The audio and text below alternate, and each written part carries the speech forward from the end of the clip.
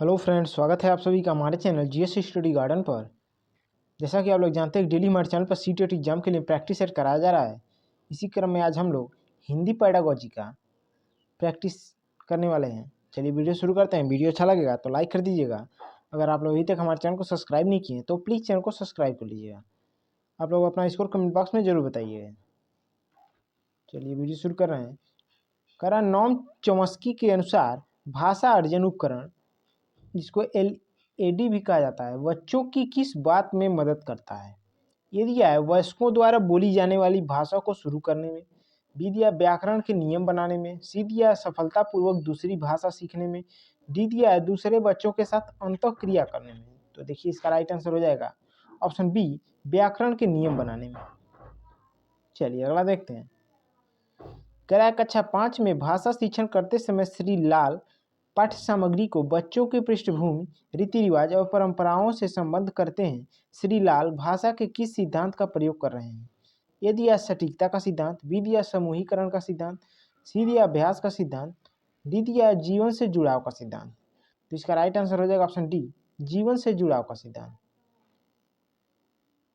अगला देखते हैं। गोवा में कोंकणी, मराठी, अंग्रेजी, हिंदी और पुर्तगाली भाषाएं बोली जाती हैं। इसका तात्पर्य यह हुआ कि गोवा, ऑप्शन ए दिया है बहुभाषिक राज्य है, ऑप्शन बी दिया एक भाषिक राज्य है, ऑप्शन सी दिया द्विभाषिक राज्य है, ऑप्शन डी दिया ऐसा राज्य है जहां भाषाएं पढ़ाई जाती हैं। तो देखिए गोवा में कोंकणी, मराठी, अंग्रेजी, हिंदी और पुर्तगाली भाषाएं बोली जाती है। इसका तात्पर्य होता है कि गोवा जो है बहुभाषिक राज्य है। ऑप्शन ए इसका राइट हो जाएगा।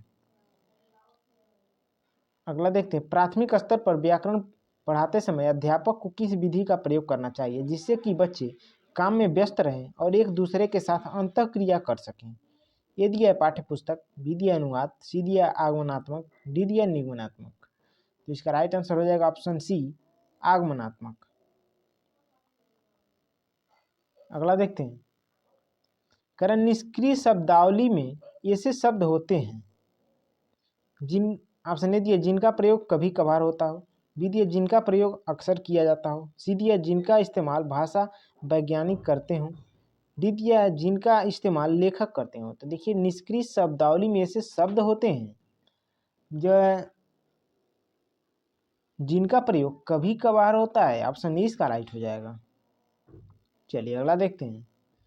कह रहा है त्रुटियों के बारे में कौन सा कथन सही नहीं है? ये दिया है त्रुटियां भाषा अधिगम की प्रक्रिया में व्यवधान डालती हैं, बी दिया त्रुटियां हमेशा बुरी नहीं होती हैं, सी दिया है त्रुटियां भाषा अधिगम प्रक्रिया का महत्वपूर्ण आयाम है, डी दिया त्रुटियां द्वितीय भाषा अर्जन की प्रक्रिया को समझने में सहायक है। तो देखिए त्रुटियों के बारे में जो सही नहीं है वह है त्रुटियां भाषा अधिगम की प्रक्रिया में व्यवधान डालती हैं, जो कि सही नहीं है। ऑप्शन ए इसका राइट हो जाएगा। चलिए अगला देखते हैं। कल्पना करें कि आप किसी गतिविधि क्लब के सचिव हैं। आपने अपने विद्यालय में एक सेमिनार की अध्यक्षता हेतु किसी एक भाषा वैज्ञानिक को आमंत्रित किया।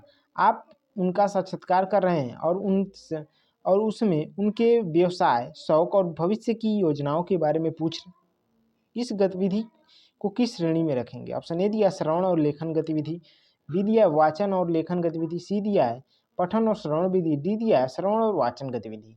तो इसका राइट आंसर हो जाएगा ऑप्शन डी, श्रवण और वाचन गतिविधि में रखेंगे। चलिए अगला देखते हैं। पृथ्वी सूर्य के चारों ओर घूमती है, इस प्रकार की तथ्यात्मक सूचना संबंधित लेखन को किस श्रेणी में रखेंगे? ऑप्शन ए दिया है प्रतिपादक लेखन अर्थात व्याख्यात्मक, ऑप्शन बी दिया है प्रत्येतकारी लेखन अर्थात आकर्षक, ऑप्शन सी दिया है वृत्तात्मक लेखन का, डी दिया है विवरणात्मक लेखक। तो इसका राइट आंसर हो जाएगा ऑप्शन ए, प्रतिपादक लेखन। चलिए अगला देखते हैं। कह रहा विद्यार्थियों के साथ साहित्य पर बात क्यों करनी चाहिए? इससे संबंधित कौन सा कथन सही नहीं है? सही नहीं है। ये दिया है यह बहुत प्रेरणास्पद है, बी दिया यह पाठ्यक्रम में शामिल नहीं है, सी दिया यह विद्यार्थियों को दूसरों की संस्कृति समझने में मदद करता है, डी दिया यह भाषा अर्जन का आधार है। तो इसका राइट आंसर हो जाएगा ऑप्शन बी, यह पाठ्यक्रम में शामिल नहीं है। चलिए अगला देखते हैं। भाषा अधिगम में निदानात्मक परीक्षण का क्या उद्देश्य है? ऑप्शन ए दिया योगात्मक आकलन की योजना बनाना और प्रश्न पत्र तैयार करना, बी दिया है शिक्षार्थियों की समझ में रह गए अंतरों या फिर कमियों को जानना। सी दिया विद्यार्थियों को काम दिलवाने के उद्देश्य से उनकी भाषाई निपुणता का परीक्षण करना। डी दिया है किसी विशिष्ट कार्यक्रम हेतु अभ्यर्थी की पात्रता का आकलन करना। तो इसका राइट आंसर हो जाएगा ऑप्शन बी, शिक्षार्थियों की समझ में रह गए अंतरों को जानना। चलिए अगला देखते हैं। कह रहा है भारत में किस भाषा को द्वितीय भाषा के रूप में माना गया है। ऑप्शन ए दिया संस्कृत, ऑप्शन बी दिया हिंदी, ऑप्शन सी दिया अंग्रेजी, ऑप्शन डी दिया उर्दू। तो इसका राइट आंसर हो जाएगा ऑप्शन सी, अंग्रेजी। चलिए अगला देखते हैं। कह रहा है किसी भाषा के शब्दों और उनके अर्थ के बीच स्वाभाविक संबंध नहीं है, यह कथन किससे संबंधित है। ऑप्शन ए दिया भाषा अद्वितीय है, ऑप्शन बी दिया भाषा वाचिक है, ऑप्शन सी दिया भाषा यादृच्छिक है, ऑप्शन डी दिया भाषा गतिशील है। तो इसका राइट आंसर हो जाएगा ऑप्शन सी, भाषा यादृच्छिक है। अगला देखते हैं। व्याकरण पढ़ाने की सर्वोत्तम विधि कौन सी है। ऑप्शन ए दिया व्याख्यान, ऑप्शन बी दिया ड्रिल अभ्यास या ड्रिल विधि, ऑप्शन सी दिया अनुवाद, ऑप्शन डी दिया आगमनात्मक निगमनात्मक। तो देखिए व्याकरण पढ़ाने की सर्वोत्तम विधि जो है वह है आगमनात्मक निगमनात्मक विधि। ऑप्शन डी इसका राइट हो जाएगा। अगला देखते हैं। लक्ष्य दृश्य शब्द शब्द भंडार में किस प्रकार का शब्द है।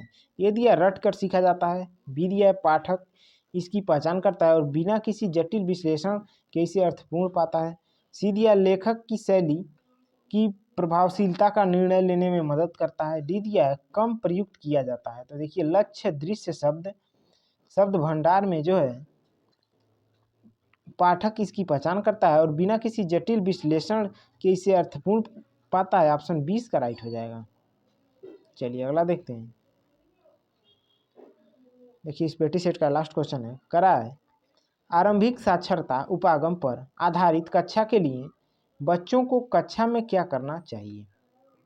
ऑप्शन ए दिया पारंपरिक प्रवेशिका पढ़नी चाहिए, बी दिया विभिन्न प्रकार की लिखित और वाचिक सामग्री से अंतःक्रिया करनी चाहिए, सी दिया ड्रिल और अभ्यास वाली वर्कशीट पर काम करना चाहिए, डी दिया मौखिक ड्रिल अभ्यास करना चाहिए। तो इसका राइट आंसर हो जाएगा आपका ऑप्शन बी, विभिन्न प्रकार की लिखित और वाचिक सामग्री से अंतःक्रिया करनी चाहिए।